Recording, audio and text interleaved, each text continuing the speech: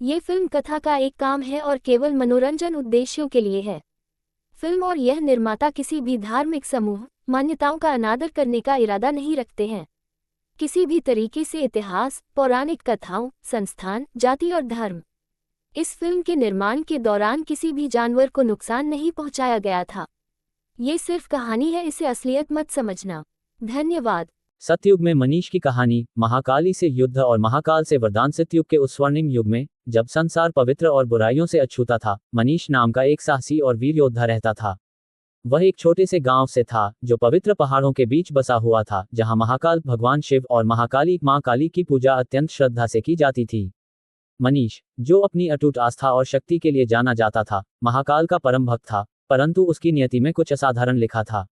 मनीष का भाग्य एक दिन असुरों की दुनिया से एक शक्तिशाली राक्षस असुरकेश प्रकट हुआ, जो संसार की शांति को नष्ट करने लगा। उसकी अत्याचार की लहर ने चारों ओर तबाही मचा दी, और सबसे ताकतवर योद्धा भी उसके सामने विफल हो गए। देवताओं ने जब यह विनाश देखा, तो उन्होंने महाकाल से प्रार्थना की कि वह संसार की शांति को पुनर्स्थापित करें। महाकाल ने अपनी अनंत बुद्धि में एक नश्वर के हृदय की परीक्षा लेने का निश्चय किया, किसी ऐसे व्यक्ति की जिसमें राक्षस का सामना करने की हिम्मत और शक्ति हो। महाकाल मनीष के सामने एक दर्शन में प्रकट हुए और बोले, हे नश्वर, तुम्हारे पास वह साहस और भक्ति है जो मुझे प्रिय है, परंतु आगे का रास्ता कठिनाइयों से भरा है। यदि तुम इन चुनौतियों को पार करोगे, तो मैं तुम्हें एक ऐसा वरदान दूंगा जिसकी तुम कल्पना भी नहीं कर सकते।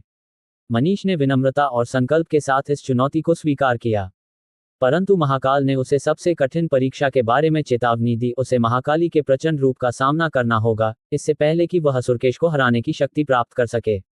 महाकाली का प्रचंड रूप। मनीष ने कैलाश के पवित्र शिखरों की ओर तीर्थ यात्रा की, जहां महाकाली अपने उग्र रूप में निवास करती थीं और दिव्य शक्ति के द्वार की रक्षा करती थीं।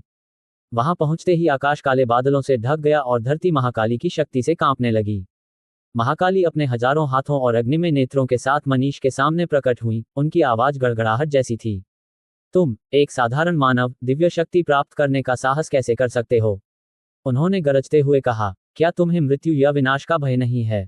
मनीष ने शांत और स्थिर स्वर में उत्तर दिया, हे महाकाली, मैं शक्ति अपने लिए नहीं चाहता। मैं इसे संसार को असुरकेश के आतंक से मुक्त करने के लिए चाहता हूँ। यदि मेरी मृत्यु यहाँ होती है, तो ये धर्म की सेवा में होगी।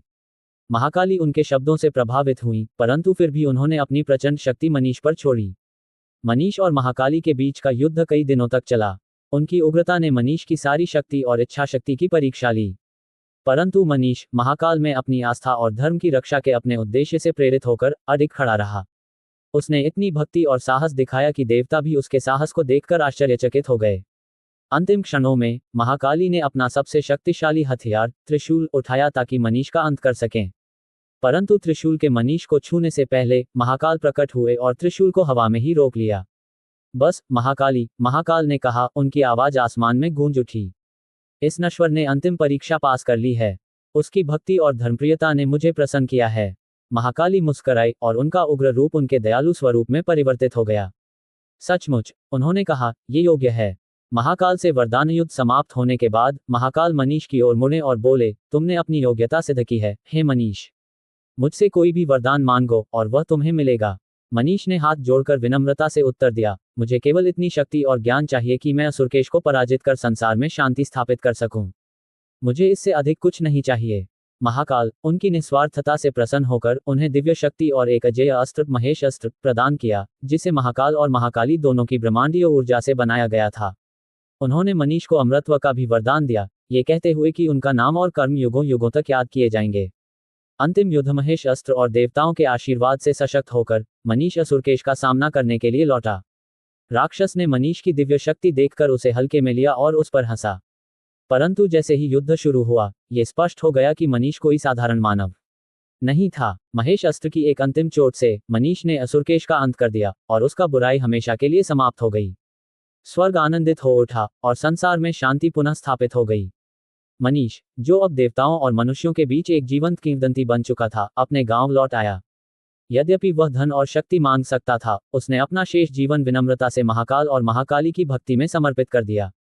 मनीष की विरासत। मनीष की कहानी पूरे ब्रह्मांड में फैल गई, जो साहस, भक्ति और धर्म की जीत का प्रतीक बन गई। सतयुग की यह महान गाथा पीढ़ी दर पीढ़ी सुनाई जाने लगी। आज भी महाकाल और महाकाली के मंदिरों में मनीष का नाम उस योद्धा के रूप में याद किया जाता है जिसने महाकाल और महाकाली के आशीर्वाद से संसार को